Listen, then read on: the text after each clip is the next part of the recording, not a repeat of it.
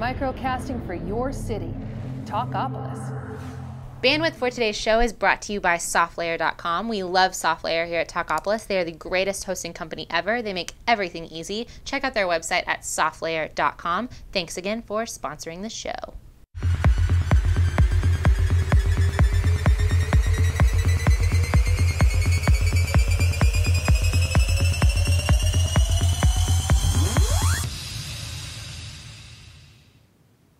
All right, how's everybody doing? Hello, I am well. How are you? I'm killer. Good. Welcome Wednesdays. to Wednesday on Music Business Daily, where we give you the hottest music headlines, and we give them to you right now. And we're going to start off with one of my favorite men in the whole world, Bruce Springsteen. The boss. The boss.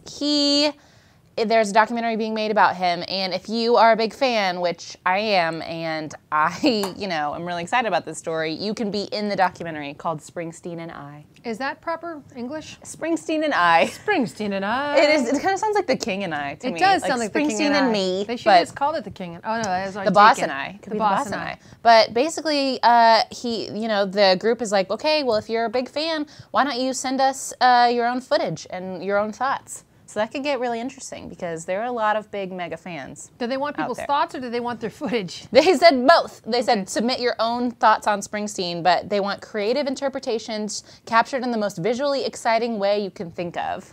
Whether you've been a hardcore tramp since '73 or have heard one of his songs for the first time today.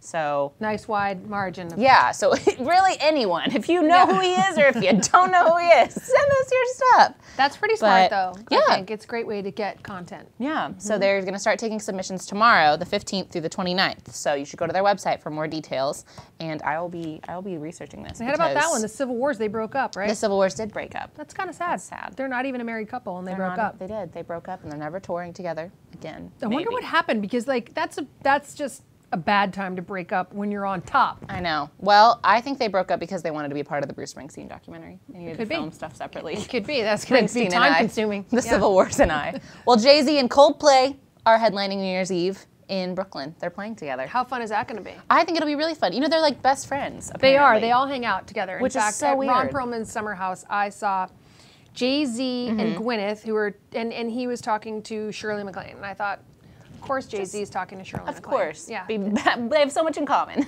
All their past lives. They look like they're actually doing a dance step routine. I know. They look like they're dressed just the same. They're both exactly. They're both dressed like their own roadies. I know. Well, apparently they're just going to rock out together. So, I mean, Wonder how much those tickets are. I don't know. I just hope Beyonce appears too. I'm sure Beyonce and Gwyneth are just going to be in the back, sipping Blue mimosas. Ivy's already in on stuff. Oh my gosh, she probably is. She's probably old enough to start dancing back. Yeah. Oh yeah, definitely. So she's going to headline.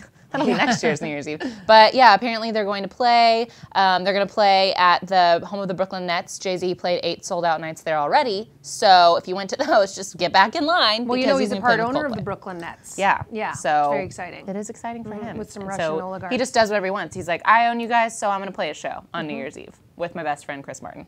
So well, I would go to that. I'm not lying. The tickets go on sale November 17th at 10 a.m. Okay, so good to know. Be ready. Get your tickets ready. I'm excited about this. A Jimi Hendrix clothing line is coming to Bloomingdale's. Unbelievable. Who's making the line? It is by Lyric Culture, but it has input from his licensing company, which is Experience Hendrix. So it's basically approved by his whole team, which I always think it's nice whenever, people are actually in favor of what is being done with their artists. But exclusively in Bloomingdale's, it's a menswear collection. It's going to be a lot of paisley. Yes. A lot of silk, very colorful. Look at that outfit. I know. That's apparently what they're inspired by. It's going to have graphic tees, scarves, dress shirts, hoodies, and cufflinks.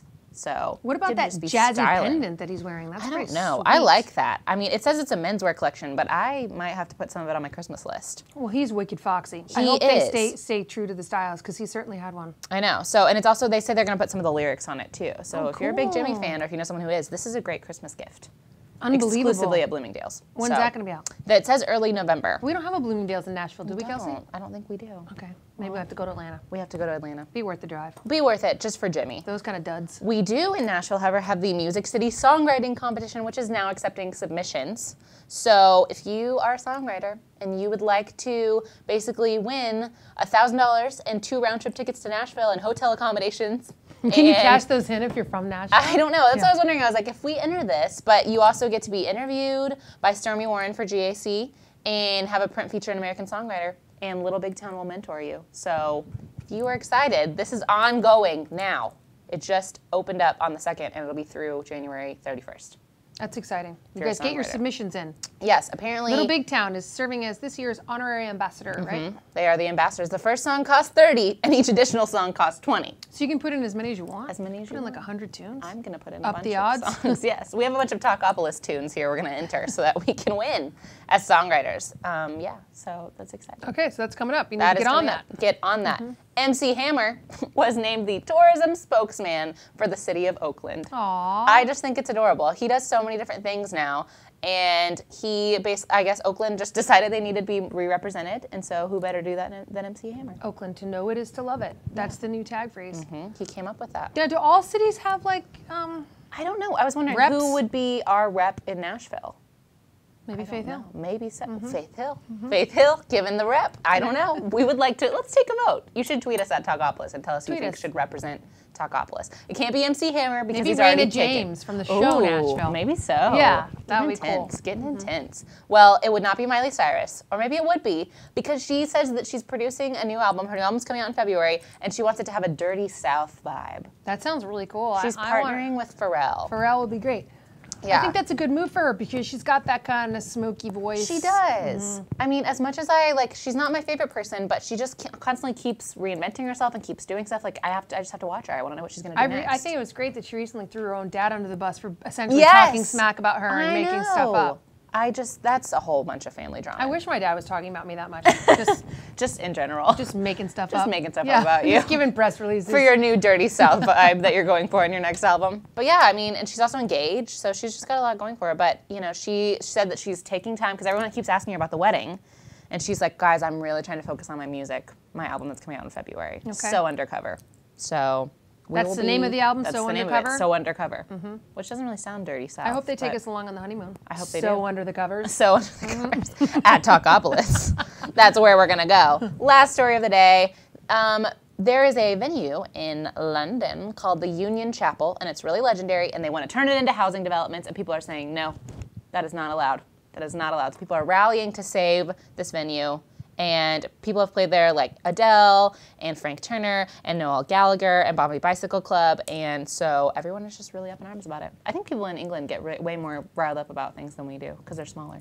And they're older. They have more traditions. This is true. They get more attached. But I mean, I always think it's neat when people, you know, like I think that venues can be extremely sentimental for people. You know, because that's where they saw No, they are. I remember when I was in New York and I got to play the Bottom Line right before they closed the Bottom Line. And it was tough because CBGB's same thing. Yeah, I was going to say. A lot of memories.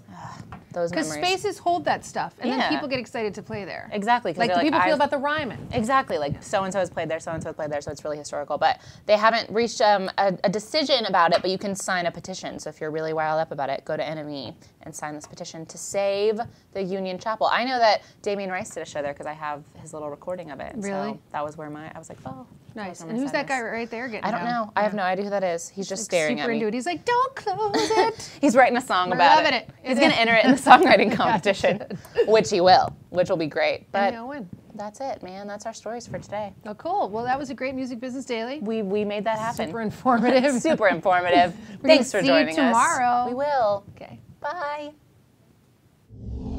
Microcasting for your city. Talkapolis.